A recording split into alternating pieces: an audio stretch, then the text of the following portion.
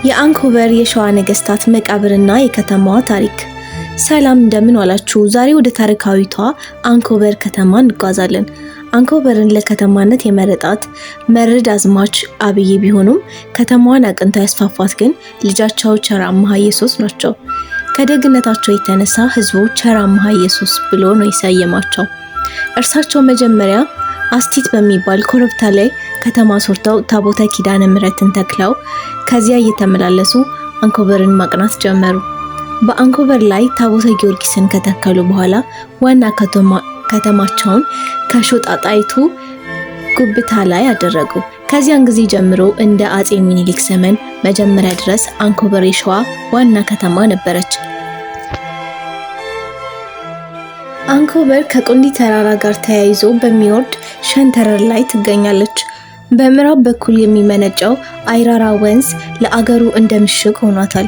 ከቁንዲ ዝቅ ብሎ ከሚገኘው ጠምቄ የተባለ የጉብታ ስፍራ አጼ ሚኒሊክና ልጅ ኢያሱ ያደጉበት የመንግስት ቤት እንደነበረ ይተረካል። እንዲሁም የጎረቢላ አፍንጫ በ1909 ዓ.ም አዛዥ ገድሊና የወረሃምኑ ወታደር የተዋጉበት ስፍራ ነው። በታችኛው ዘመን ኢጣሊያኖች መሽገውበት የነበረ ቦታ አሁን የህዝብ መስፈሪያ ሆኗል። በአንኮበር ውስጥ የሚገኙት 5 አብያተ ክርስቲያናት የነገስታቱን ታሪክ አቅፈው ይዘዋል። አንደኛ፣ አንኮበር ጊዮርጊስ የአምሃ ኢየሱስ ደብር ነው። መርዕድ አምሃ ኢየሱስ ጥር 21 ቀን 1767 ዓ.ም ሞተው እዚህ ተቀብረዋል። ቤተ ክርስቲያኑ የጥንት አሰራር ያለው ሲሆን የነገስታቱ መቃብር በቤተ ክርስቲያኑ ምስራቅ በኩል ይገኛል። ሁለተኛ፣ አንኮበር ማርያም መርዕድ አዝማች አሰፋ ወሰን በ1778 ዓ.ም ተከሉት። ሐምሌ 25 ቀን 1800 ዓ.ም አርፈው በዚሁ ተቀብረዋል። መቃብራቸው ከቤተ ክርስቲያኑ ሰሜናዊ ገድል አፋፍ ላይ ይገኛል። ሶስተኛ፣ አንኮበር መድኃኔዓለም አሰፋ ወሰን የጀመሩት ንጉሥ ሳህለ ስላሴና ኃይለ መለኮት ያጠናቀቁት ደብር ነው። በየጊዜው በመብረቅ አደጋ ተጎድቷል። እዚህ የራስ መንገሻ ዮሐንስ የአዛዥ ወልደ ጻድቅና የአቶ ሀብተ ማርያም መቃብር ይገኛሉ። አራተኛ፣ አንኮበር ሚካኤል ንጉሥ ኃይለ ስላሴ በ1817 ዓ.ም የተከሉት። ጥቅምት 12 ቀን 1840 ዓ.ም የተቀበሩት እዚሁ ነው።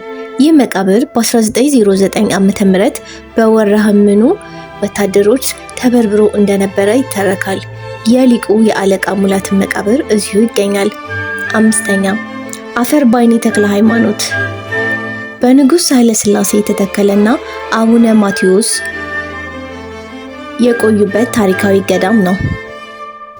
ቁንዲ ተራራ በአካባቢው ከፍታ ያለው ስፍራ ነው። መርዕድ አዝማች ወሰን ሰገድ በ1796 ዓ.ም ዋና ከተማቸውን እዚህ አድርገው ነበር። እሳቸው ያሰሩት 3 ኪሎ ሜትር የሚረዝም ትልቅ የካብ ምሽግ ዛሬም ይታያል። ወሰን ሰገድ ከሚስቱ ጋር በነበረው አለመግባባት ምክንያት በራሳቸው ባሪያ የተገደሉበትና በቁንዲ ጊዮርጊስ የተቀበሩበት ታሪክ በአንኮበር የሚታወቅ ነው። በኢጣሊያ ጊዜ ቤተ ክርስቲያኑ ቢቃጠልም መቃብር ቤቱ ግን ድኖ ካህናቱ ጠጋግነውት ይገኛል።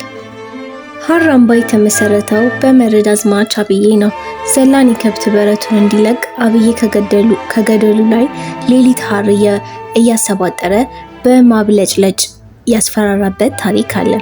ሚካኤልን ተክለው የሰብስቲያኖስን አጽም ከአይኔ አስመጥተው አሰፈሩ። በኋላም እሳቸው ሞተው እዚሁ ተቀብረዋል። ኢጣሊያኖች ቤተክርስቲያኑን ቢያቃጥሉትም አሁን እንደገና ተሰርቶ ያገለግላል። ይህ ታሪክ በብላታ መርስኤ ወልደ ቂርቆስ ከተጻፈው በአንኮበር ከተማ የሸዋ ነገስታትን መቃብር መጎብኘት ከሚለው ጽሑፍ የተወሰደ ነው። አንኮበር የኢትዮጵያ የነገስታት ማረፊያና የትልቅ ታሪክ መዝገብ ናት። ይህን ታሪክ ለወገኖቻችን በማድረስ ታሪካችንን እንጠብቅ። ስለተከታተላችሁ እናመሰግናለን። አጣዬ ቲዩብ